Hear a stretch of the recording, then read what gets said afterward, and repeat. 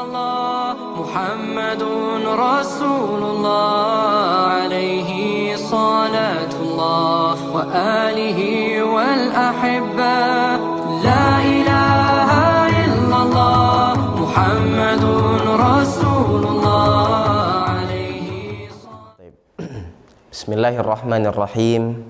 Assalamualaikum warahmatullahi wabarakatuh. Alhamdulillahi rabbil alamin, waliyil muttaqin, wassalatu wassalamu ala imamil mursalin, nabiyyina Muhammadin sallallahu alaihi wasallam wa ala alihi wa sahbihi ajma'in. Radina billahi rabba wa bil islami dina wa bi Muhammadin sallallahu alaihi wasallama nabiyyan wa rasula. Allahumma anfa'na bima 'allamtana wa 'allimna ma yanfa'una wa zidna ilma. Allahumma ij'alna min ahli al-Qur'an alladhina hum ahluka wa khassatuka ya rabbal alamin.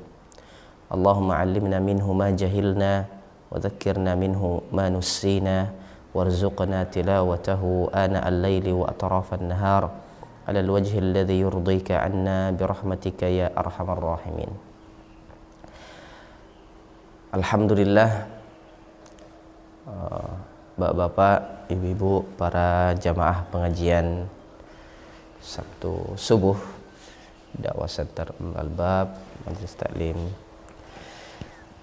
Masjid Al-Ma'arij Telkom yang dimuliakan Allah Subhanahu wa Ta'ala, dan seluruh saudara-saudaraku dimanapun berada, semoga Allah Subhanahu wa Ta'ala senantiasa menjadikan kita bagian dari hamba-hamba yang diampunkan dosa-dosanya dan diterima amal-amal ibadahnya, serta berada di dalam jaminan Allah Subhanahu wa Ta'ala. Alhamdulillah, pagi hari ini kita kembali dipertemukan oleh Allah Subhanahu wa Ta'ala dalam majelis ilmu, masih dalam kajian lanjutan wasaya Rasulullah sallallahu alaihi wasallam qabla wafatihi, di antara wasiat-wasiat, pesan-pesan Rasulullah sallallahu alaihi wasallam menjelang beliau diwafatkan oleh Allah Subhanahu wa Ta'ala, yang mana para ulama memberikan penguatan akan pentingnya wasiat-wasiat baginda Rasulullah Muhammad sallallahu alaihi wasallam. Di antara hadis-hadis yang beliau sampaikan di akhir-akhir kehidupan beliau sallallahu alaihi wasallam, tentunya wasiat memiliki urgensi yang sangat penting, pesan-pesan yang luar biasa. Dalam dua kajian sebelumnya bisa kita simpulkan, jamaah yang dimuliakan Allah Subhanahu wa Ta'ala, di antara poin besar yang bisa kita pelajari bahwa betapa Nabi Muhammad sallallahu alaihi wasallam sangat-sangat menyayangi kita dan sangat-sangat menginginkan kebaikan bagi kita semua. Nah, hal tersebut tentunya sesuai dengan apa yang Allah Subhanahu wa Ta'ala tazkiyahkan untuk Rasulullah sallallahu alaihi wasallam, bahwa telah datang kepada kalian seorang rasul dari diri kalian, dari golongan kalian, azizun alaihi ma anittum, di antara sifat Rasulullah sallallahu, beliau sangat merasakan dan memikul juga, membawa beban kesulitan yang kalian hadapi. Kemudian Rasulullah SAW sangat-sangat mencintai kaum muslimin. Beliau sangat-sangat menginginkan kebaikan bagi kita. Ini diantara sifat-sifat baginda Rasulullah SAW yang betul-betul nampak dan terlihat sampai di akhir hayat beliau. Dan bagaimana juga sebagaimana juga nampak Rasulullah SAW mewasiatkan takwa berulang-ulang, berulang-ulang. Kita sudah sampai pada kajian haji wada. Nah, pesan-pesan beliau di haji wada, di Arafah, di Mina, dan semuanya Masya Allah memberikan wasiat-wasiat yang sangat luar biasa berkaitan dengan takwa. Nah, ketakwaan kepada Allah Subhanahu wa taala. Bahwa tidak ada bedanya antara orang Arab dengan non-Arab, antara kulit merah, kulit putih, ya, warna-warna kulit yang lain, tidak ada bedanya. Semuanya tergantung pada takwa. Nah, maka hendaknya kita menjalankan wasiat beliau sallallahu alaihi wasallam yang satu ini, memperhatikan kualitas ketakwaan kita kepada Allah Subhanahu wa taala. Nah, jamaah yang dimuliakan Allah Subhanahu wa taala, pelajaran yang bisa kita ambil juga bahwa di antara mukjizat Rasulullah SAW adalah beliau ketika berkhutbah di Arafah, Masya Allah, Allah Subhanahu wa taala membuka pendengaran umat manusia kala itu. Maka Nabi SAW berkhutbah di Mina, ya, semua orang yang ada di sekitaran Makkah saat itu meskipun jauh, bahkan di dalam rumah-rumah mereka bisa mendengar pesan-pesan dari Rasulullah SAW di Haji Wada' tersebut. Riwayat ini dikuatkan dalam riwayat hadis, ya, hadis diriwayatkan oleh Al-Imam Al-Bukhari dan Imam Muslim rahimahumullah. Artinya dasar landasannya sangat kuat di antara mukjizat yang Allah Subhanahu wa taala perlihatkan kepada umat ini di Haji Wada', ya. Masya Allah. Selanjutnya, jamaah yang dimuliakan Allah Subhanahu wa taala, kita coba melihat apa wasiat-wasiat Rasulullah SAW ketika beliau sudah melaksanakan ibadah Haji Wada', artinya sudah kembali ke Madinah. Beliau bertemu dengan orang-orang tercinta, bertemu dengan para sahabat, dan apa-apa saja yang beliau sampaikan ini menarik untuk kita rekam dan kita jadikan sebagai pegangan hidup kita. Yang pertama dari Ummul Mukminin Aisyah radhiyallahu anha, kana Rasulullah sallallahu alaihi wasallam kullama kana lailatuha min Rasulillah sallallahu alaihi wasallam yakhruju min akhiril laili ila al-baqi' fayaqul assalamu alaikum dar qaumin mu'minin wa ataakum ma tu'aduna ghadan muajjalun wa inna insyaallahu bikum lahiqun Allahumma ighfir li ahli baqi' al-gharqad. Bahwa Rasulullah SAW pada setiap malam di mana beliau SAW mabit di rumah Aisyah radhiyallahu anha, beliau keluar, ya, di akhir malam menuju kuburan Baqi'. Tentunya kita mengetahui posisi Baqi', terutama yang sudah melaksanakan ibadah haji, umrah, dan kita semua insyaallah taala akan berangkat ke sana, berziarah ke sana biidznillah taala. Baqi' berada tidak jauh dari Masjid Nabawi, ya, dan Masya Allah Nabi Muhammad sallallahu alaihi wasallam setiap malam, ya, akhir malam ketika beliau terjadwal di rumah Aisyah radhiyallahu anha, maka beliau keluar menuju Baqi', kemudian mengucapkan salam kepada ahlul Baqi'. Dan tentunya banyak juga sahabat-sahabat beliau sallallahu alaihi wasallam yang dimakamkan di sana. Beliau mengatakan, assalamualaikum dara qaumin mu'minin, semoga keselamatan tercurah untuk kalian, ya, wahai orang-orang yang tinggal di daru qaumin mu'minin, ya, rumahnya orang-orang yang beriman, dikategorikan sebagai kuburan Baqi' sebagai rumah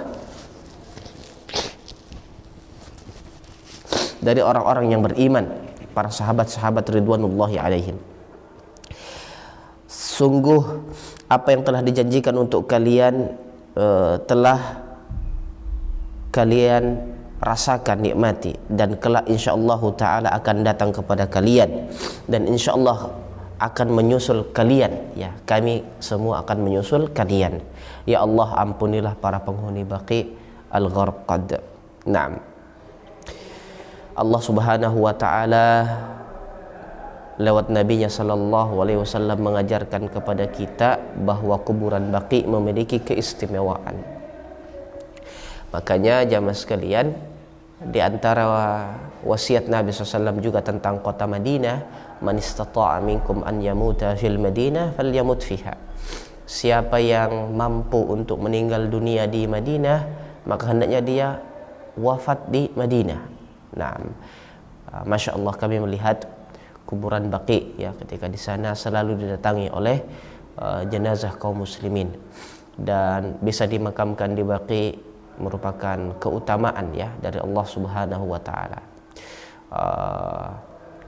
Atas landasan tadi tentunya mi'yarnya, standarnya adalah husnul khotimah. Nah, jamaah sekalian, ini cara-cara beliau mengungkapkan perasaan di masa-masa akhir ya kehidupan beliau, mengunjungi Al-Baqi dan mengatakan kami akan menyusul kalian. Masya Allah. Dalam riwayat yang lain disebutkan bahwa beliau bersabda, fa inna Jibril atani faqala inna rabbaka ya'muruka an ta'tiya ahlal baqi fatastaghfir lahum. Qalat Aisyah, ya Rasulullah kaifa aqulu lahum? Qala quli assalamu ala ahli diyari minal mu'minina wal muslimin wa yarhamullahu al mustaqdimina minna wal mustakhirin wa inna insyaallahu bikum lahiqun. Dalam riwayat yang lain, Nabi SAW bersabda bahwa Jibril datang kepada beliau SAW kemudian berkata, sesungguhnya Rabbmu memerintahkan kepadamu wahai Muhammad untuk mendatangi penduduk Baqi', penduduk kuburan di Madinah itu, guna memintakan ampunan untuk mereka, beristighfar untuk mereka. Wa Rasulullah SAW tanya Aisyah, apa yang aku ucapkan ketika mengunjungi Al-Baqi'? Maka beliau SAW mengatakan, ucapkanlah assalamu ala ahli diyari minal mu'minin wal muslimin wa yarhamullahu al mustaqdimina minna wal mustakhirin wa inna insyaallahu bikum lahikun. Semoga keselamatan tercurahkan kepada penghuni kuburan ini dari kalangan kaum mukminin dan kaum muslimin. Semoga Allah melimpahkan rahmat kepada orang-orang yang terdahulu dan orang-orang yang terkemudian. Artinya orang yang sudah diwafatkan dan orang-orang yang akan diwafatkan oleh Allah Subhanahu wa taala. Semua dimintai ampunan dan rahmat oleh Nabi SAW dan diajarkan dalam doa dalam riwayat Aisyah radhiyallahu anha. Masya Allah.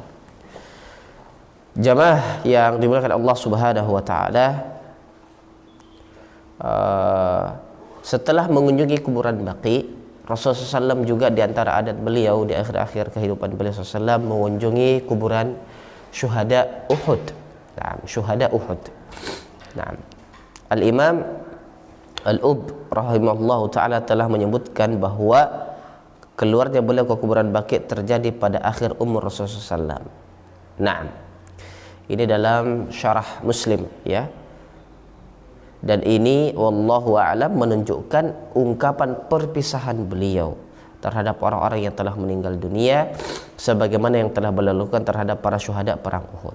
Nah, ini diantara ungkapan dan sikap dari Rasulullah sallallahu alaihi wasallam yang menggambarkan suasana perpisahan beliau SAW dengan dunia ini, baik dengan orang-orang yang hidup adapun dengan begitu juga dengan orang-orang yang sudah diwafatkan oleh Allah Subhanahu wa taala. Naam, ada masyru'iyah. Ya, ada kunjungan berziarah kubur ya, di antara yang dicontohkan oleh Nabi SAW untuk kita banyak-banyak mengingat kematian. Jemaah yang dimuliakan Allah Subhanahu wa taala, Nabi juga pernah berpesan ya bahwa inni wallahi ma akhafu alaikum an tusyriku ba'di walakinni akhafu alaikum ad-dunya an tanafasu fiha wa taqtatilu fatahliku kama halaka man kana qablakum. Naam. Qala Uqbah fakanat akhiran nadratin nazartuha ila Rasulullah sallallahu alaihi mimbar. Di antara wasiat-wasiat terakhir yang Nabi SAW sampaikan juga dari sahabat Uqbah yang melihat beliau SAW berada di atas mimbar, bahwa Nabi SAW tidak begitu mengkhawatirkan ketika umatnya mensyirikatkan Allah Subhanahu wa taala ya setelah beliau diwafatkan. Tapi yang paling Rasulullah SAW wanti-wanti adalah ya dunia ini, dan kita berlomba-lomba untuk mendapatinya sampai-sampai kita saling membunuh ya satu sama lain gara-gara dunia, maka kalian akan binasa sebagaimana Allah Subhanahu wa taala membinasakan orang-orang sebelum kalian. Dan ini antara wasiat-wasiat Rasulullah SAW di atas mimbar di akhir-akhir kehidupan beliau. Nah, di antara pelajaran yang lain yang bisa kita lihat, jamaah yang dimuliakan Allah Subhanahu wa taala, kisah tentang permulaan sakitnya Rasulullah SAW. Misalnya pada riwayat di mana beliau SAW meminta Abu Bakar As-Siddiq untuk salat ya, mengimami kaum muslimin. Ada kisah di sini setelah beliau menunaikan haji wada pada bulan Zulhijjah, kemudian beliau sallallahu alaihi wasallam menetap di Madinah menghabiskan sisa bulan Zulhijjah, Muharram dan Safar. Beliau mempersiapkan pasukan yang dipimpin oleh Usamah bin Zaid. Nah, di antara pasukan terakhir yang beliau SAW kirimkan. Tatkala orang-orang dalam kondisi demikian, Rasulullah SAW mulai merasakan sakitnya pada malam terakhir bulan Safar. Ya, malam-malam terakhir bulan Safar. Ada yang mengatakan tepatnya pada 22 Safar. Ada yang bilang 29 Safar, yakni 10 Ashrul Awakhir dari bulan Safar sampai pada awal-awal bulan Rabiul Awal. Ya, beliau melakukan sholat jenazah untuk para syuhada perang Uhud dan mendoakan mereka. Ini yang kita katakan tadi betapa beliau banyak mengunjungi ya orang-orang yang telah diwafatkan oleh Allah Subhanahu wa taala. Nah, kemudian Rasulullah SAW merasakan sakit kepala sepulang beliau dari kuburan Baqi, sakit sekali sampai-sampai tergambar beliau SAW mengatakan bal ana wallahi ya Aisyatu wa ra'sah. Ini ungkapan dalam bahasa Arab, wa ra'sah artinya aduh sakit sekali kepalaku ini. Nah, demi Allah kepalaku sangat sakit ya, kata Nabi SAW kepada Aisyah. Aisyah berkata, kemudian Rasulullah SAW bersabda, wa ma darraki law mutti qabri faqumtu alayki faghassaltuki wa kaffantuki wa sallaitu alayki wa dafantuki. Apakah yang membahayakanmu ya kalau engkau meninggal dunia sebelum diriku, kemudian aku mengurusi jenazahmu, memandikanmu, mengafanimu, mensalatkan jenazahmu dan menguburkanmu. Ini pertanyaan Nabi SAW kepada Aisyah radhiyallahu anha. Aisyah berkata, wallahi laka anni bika law qad fa'alta dzalika laqad raja'ta ila baiti fa'arasta bi ba'dhi nisaika. Demi Allah, seandainya engkau melakukan hal yang demikian, sungguh engkau akan kembali ke rumahku kemudian bermalam dengan salah seorang istrimu. Aisyah berkata, fatabassama Rasulullah sallallahu alaihi wasallam. Aisyah berkata, kemudian beliau melihat Nabi SAW tersenyum. Masya Allah, ini diantara ungkapan-ungkapan canda ya, tapi bersifat nubuwah ya, di Baitun Nubuwah, di mana Nabi SAW berhiwar ya dengan istri beliau Aisyah radhiyallahu anha, dan ada senyuman di dalam Baitun Nubuwah tadi. Masya Allah. Kemudian semakin parah sakit beliau ya, semakin parah. Kemudian beliau meminta izin kepada istri-istri beliau yang lain agar dirawat di rumah Aisyah radhiyallahu anha.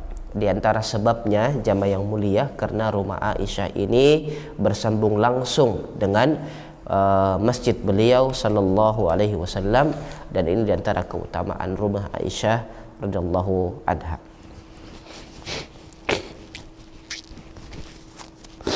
Jamaah yang dimuliakan Allah Subhanahu wa taala,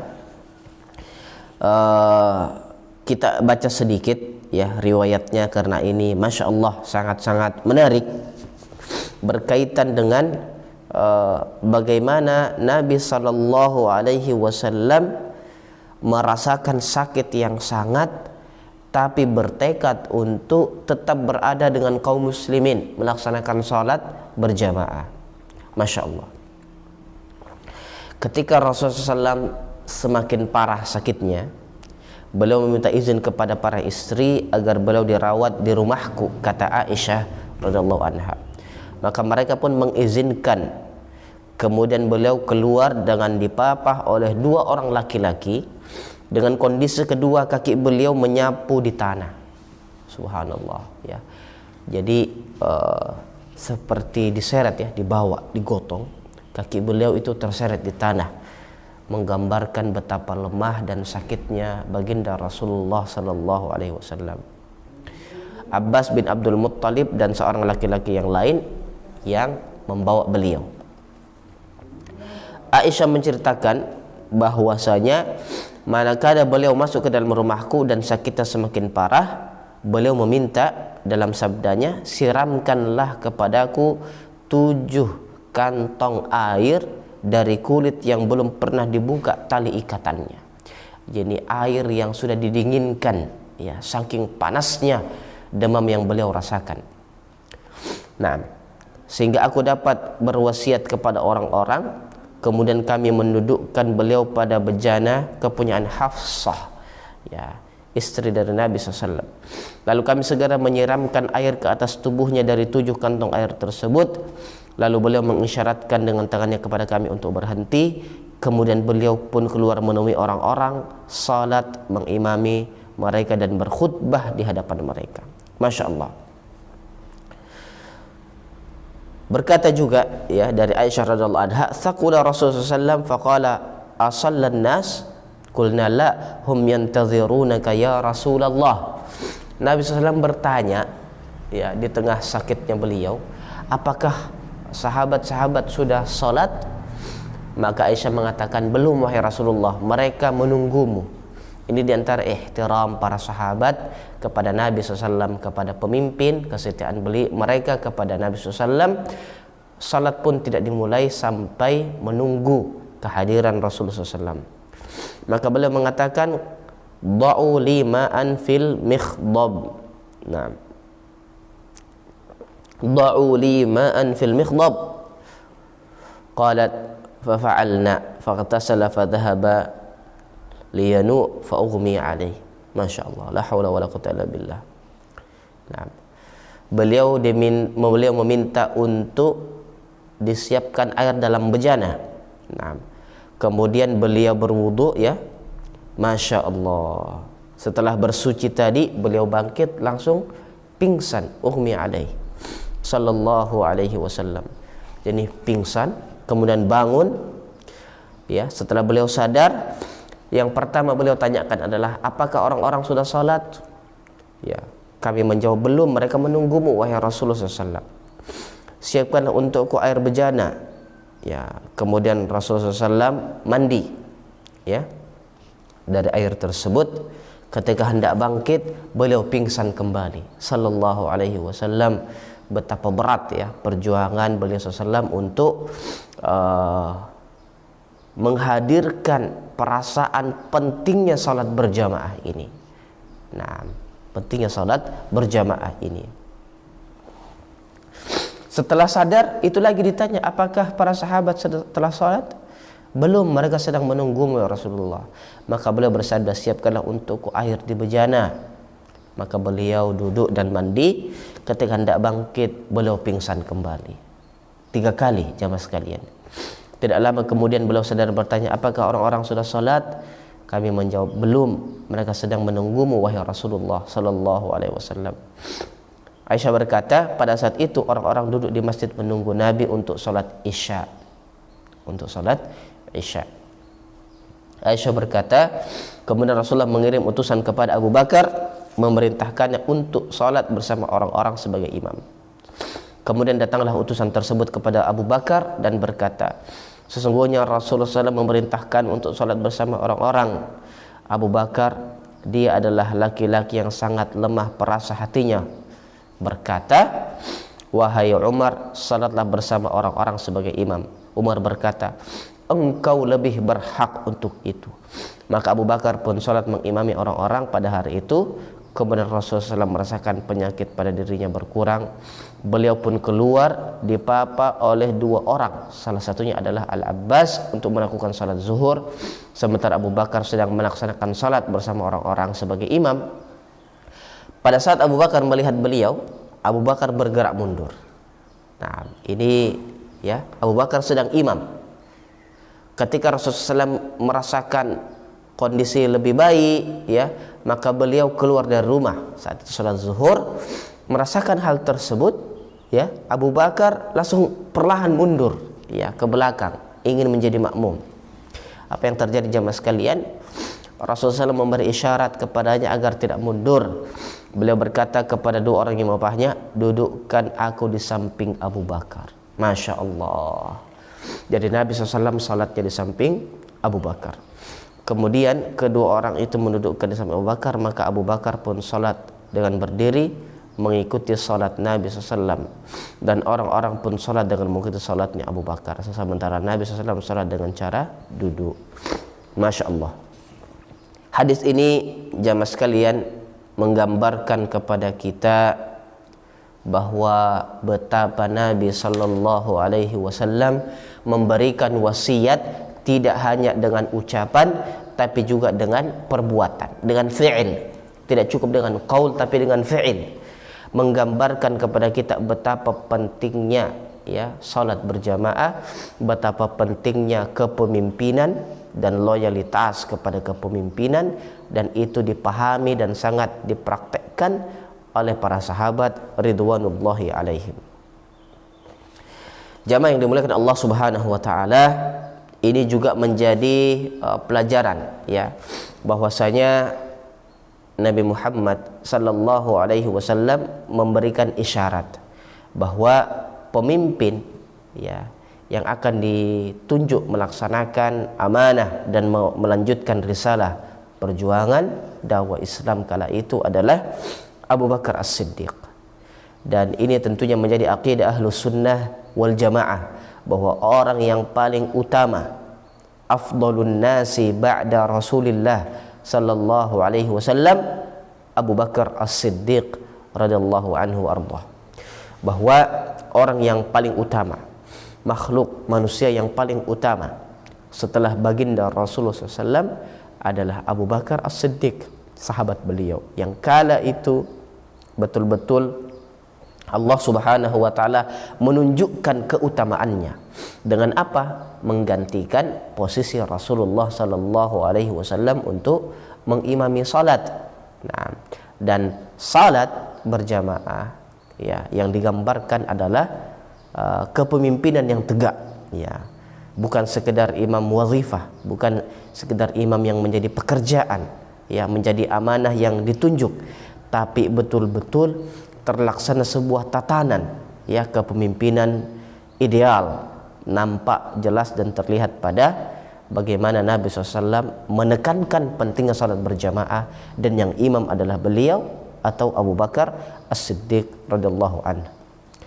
Alhamdulillah, ikhwani kaum muslimin yang dimuliakan Allah Subhanahu wa taala, masih banyak, ya, isyarat-isyarat yang lain yang menunjukkan bahwa Abu Bakar As-Siddiq adalah orang yang dipilih oleh Allah Subhanahu wa taala untuk melanjutkan kepemimpinan.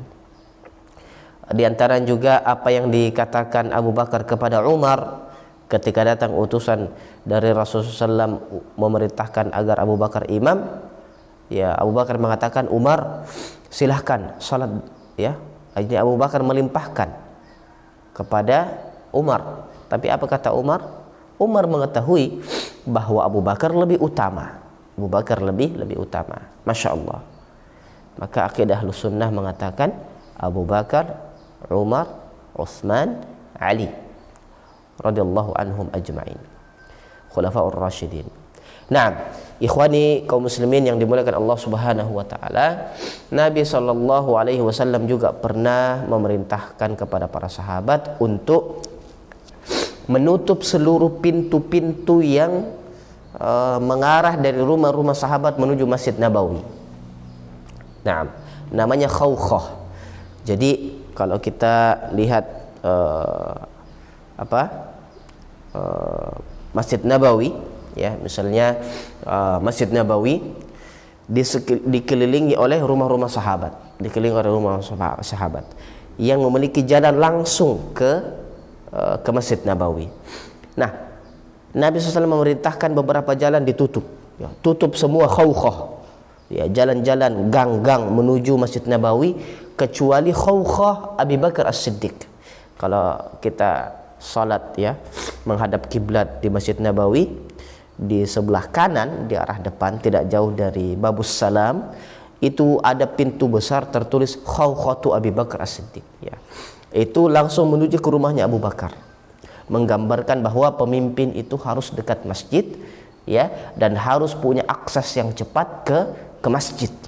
Nah, tentunya dengan isyarat-isyarat ini tergambar betapa Nabi sallallahu alaihi wasallam memperhatikan makanah, ya, derajat dan keteladanan dari Abu Bakar As-Siddiq radhiyallahu anhu. Ini diantara wasiat yang besar, ya. Kalau kita mau simpulkan jamaah subuh yang mulia, ternyata kepemimpinan dalam Islam juga menjadi hal yang sangat-sangat diperhatikan oleh Rasulullah sallallahu alaihi wasallam.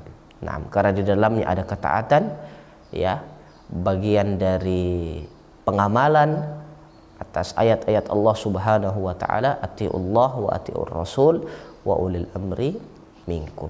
Nah, ini bagian dari wasiat-wasiat yang tidak hanya dengan ucapan, tapi juga dengan perbuatan dan kebijakan, ya, dari Rasulullah SAW berkaitan dengan kepemimpinan Abu Bakar As-Siddiq radhiyallahu anhu. Alhamdulillah, jamaah yang dimuliakan Allah Subhanahu wa taala, kami rasa untuk kesempatan kali ini kita cukupkan sampai di sini. Beberapa pelajaran besar bisa kita gali, bisa kita simpulkan dan menjadi bekal bagi kita semua. Semoga, ya, kajian yang sederhana ini mengingatkan kita akan sosok Rasulullah sallallahu alaihi wasallam dan betapa beliau memiliki sifat kasih sayang yang luar biasa, tidak hanya kepada orang-orang yang hidup bersama beliau, tapi juga kepada orang-orang yang sudah dipanggil, diwafatkan oleh Allah Subhanahu wa taala, diwujudkan dengan bentuk ziarah kubur tadi. Nah, maka kita juga, ya, mengunjungi, menziarahi kubur untuk mengambil pelajaran, mendoakan mereka, ya, dan mempersiapkan akhir kehidupan yang baik, husnul khotimah, karena kita juga akan menyusul mereka. Nah, wallahu taala a'lam. Kita juga menyaksikan betapa Rasulullah sallallahu alaihi wasallam dalam kajian kita tadi memberikan perhatian yang lebih kepada salat jamaah, ya, sampai 3 kali pingsan, ya, mandi, ya, masya Allah, untuk mendapati salat berjamaah, dan selalu mengkhawatirkan apakah orang sudah salat, ya, beliau bertanya itu yang pertama kali keluar setelah beliau sadar dari pingsannya. Masya Allah, perhatian yang luar biasa. Dan ini tentunya jamaah yang berbahagia semakin menguatkan kita. Kenapa sih kita salat berjamaah? Nah, kenapa kita salat berjamaah? Karena Rasulullah SAW sangat memperhatikannya sampai pada kondisi sakit tadi, bahkan diseret, ya, mohon maaf, digendong, ya, dipapa, kaki beliau terseret di tanah. Nah, kemudian pentingnya kepemimpinan di dalam Islam, dan ini digambarkan oleh Nabi sallallahu alaihi wasallam lewat perintah beliau dan kebijakan beliau mengangkat Abu Bakar As-Siddiq sebagai imam. Tentunya ada beberapa pelajaran fikih tadi, ya, berkaitan dengan imam, ya, fiqhul imamah dalam salat dan seterusnya. Insyaallah taala bisa kita kaji pada kesempatan-kesempatan berikutnya. Alhamdulillah, terima kasih atas waktu yang diberikan. Mohon maaf atas segala kekurangan. Semoga ini menjadi wasilah, ya, wujud dari cinta kita kepada Rasulullah SAW, dan berkenan kiranya Allah Subhanahu wa taala nantinya memasukkan kita kepada golongan orang-orang yang bertemu dan hidup kekal abadi bersama Rasulullah SAW dan para nabi dan rasul lainnya di surga tertinggi nantinya. Allahumma amin. Wa sallallahu wa sallam wa baraka ala nabiyyina Muhammad wa ala alihi wa sahbihi ajma'in. Walhamdulillahi rabbil alamin. Assalamualaikum warahmatullahi wabarakatuh.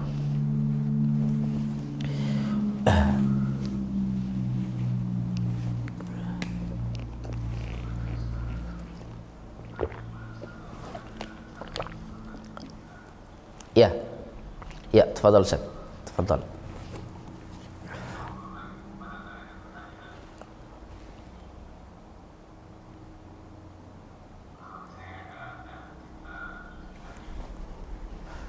Ya.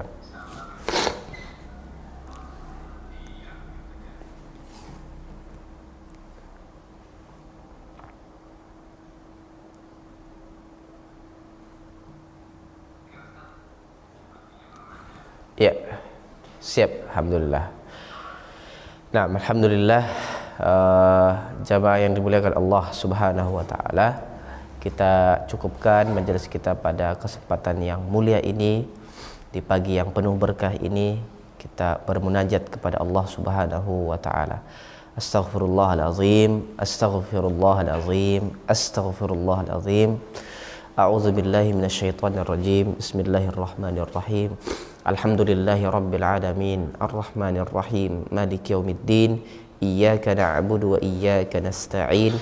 Ihdinas siratal mustaqim. Siratal ladzina an'amta 'alaihim ghairil maghdubi 'alaihim waladdallin. Amin. Allahumma salli wa sallim wa barik ala nabiyyina Muhammadin wa ala alihi wa sahbihi ajma'in.